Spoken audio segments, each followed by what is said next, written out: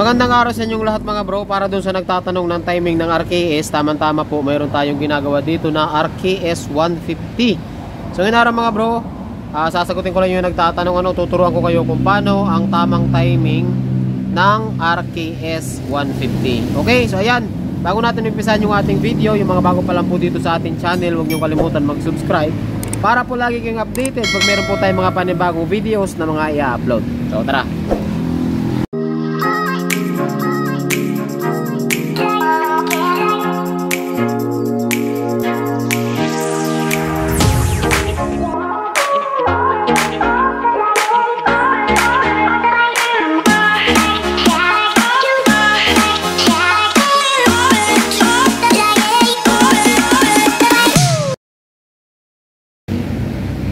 Ayan, kung nakikita nyo mga bro, bali pa buo na yan.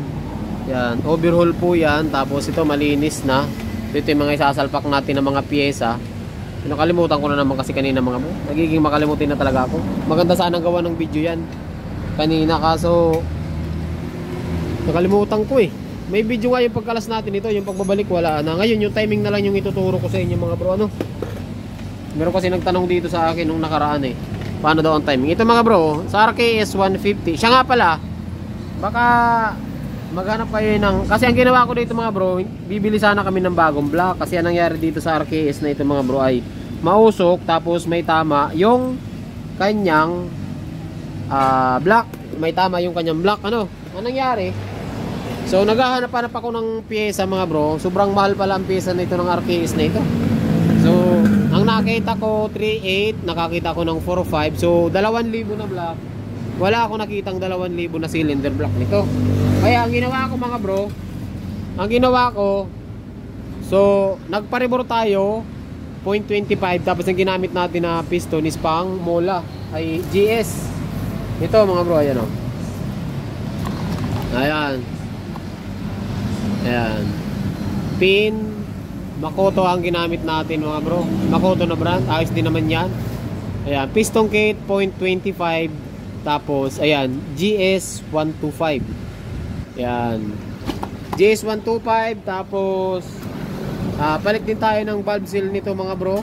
Ayan, tapos mga gasket. Ayan, meron tayong mga available na gasket. Sa TikTok marami tayong available na gasket ng pang RKS mga bro. Pero ang tuturo ko sa inyo is yung timing nito mga bro. Marami kasi yung hindi naman marami, siguro 3 na yung nag-chat sa atin kung paano daw ang tamang timing ng RKS. Tapos paano daw isalpak itong cams. Sayang kasi kanina, hindi ko na kasi makakalas kasi naturnil ko na yung mga tensioner. Yung pagkakabit ng cams, baka mahirapan kayo mga bro. Ang gagawin nyo dyan, wag nyo munang ikakabit yung tensioner. Tapos dito sa ilalim, ayan, kita nyo yung uka na yan. Kung sa Raw 0180 merong washer, dito sa RKS meron yung parang C-clamp na ayun sa ilalim. Ang gagawin nyo, tanggalin nyo muna yon, tapos sa kanyo ikabit yung cams. Kasi pag nakakabit yung lock dun sa ilalim, yung parang C na yun, nakakabit dun sa ilalim, mahihirapan po kayo maglagay ng ating camshaft. So hindi nyo siya basta-basta may papasok dito sa timing chain na hindi nyo tinatanggal yun. Napakahirap mga bro. Ganun lang ang diskarte ganun po ang diskarte. Kasi baka ilagay nyo muna yung lock, ay yung parang sino doon, baka ilagay nyo, mahirapan kayo magpasok nito. Tanggalin nyo muna. So ang timing ng cams mga bro sa RKS, or hindi lang sa RKS, kahit saan na motor, kailangan lagi nakababa po yan. Lagi nakababa yung ating lube.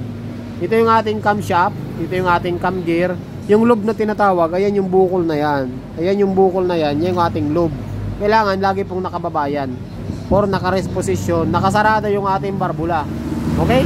Nakasarado yung ating barbula.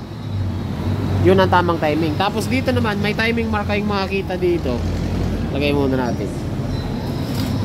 Ayan o. Kailangan nakasentro yan sa gitna. Gitna isentro natin.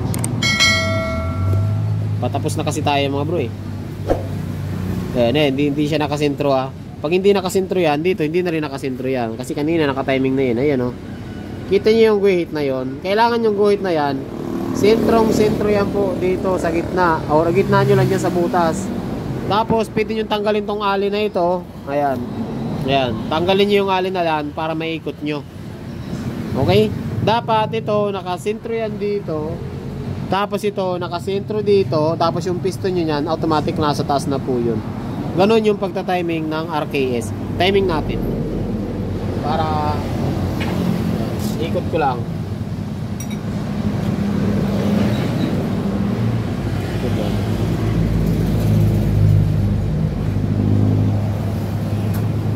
Yan mga bro.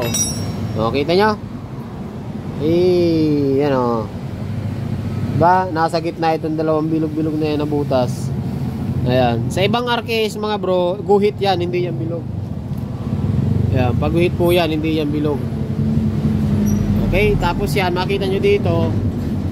Ayan, nasa timing na rin yung ating magneto. Ayan. So, ganun lang. Ganun lang kasimple yung timing ng RKS. Tapos, siguraduhin nyo mga bro, yung butas na yan. Diba, ito yung butas na yan. Ayan, yung maliit na butas na yan. Siguraduhin nyo walang bara yan. Diyan tumadaan yung langis. Dito. Dito. Ayan, ito yung pump. Yung daanan ng langis, papunta dun. Dito, may butas din dito eh. Ayan o. Diyan sa loob nyan. Kita ba? Ayan natin. Ayan o. Ayan, may butas dyan. Diretso yan dito sa taas. Ayan, diretso yan dito sa taas. Kaya kailangan hindi po barado yan. Napakahalaga. Okay? So ngayon ay bubuhin ko lang ito mga bro ano. So dun sa nagtanong, sana nakatulong sa iyo yung video natin. Pasensya na po kung hindi na detalyado yung video natin. Kasi kailangan na rin nito na may-ari. Siya nga pala, ang customer natin ito, dinala lang ito sa atin, makina lang. Makina lang yun dinala sa atin. So pinapaayos lang sa atin yung makina. Okay, so hanggang dito lang yung video natin. Magandang araw sa inyong lahat at ride safe lagi mga bro.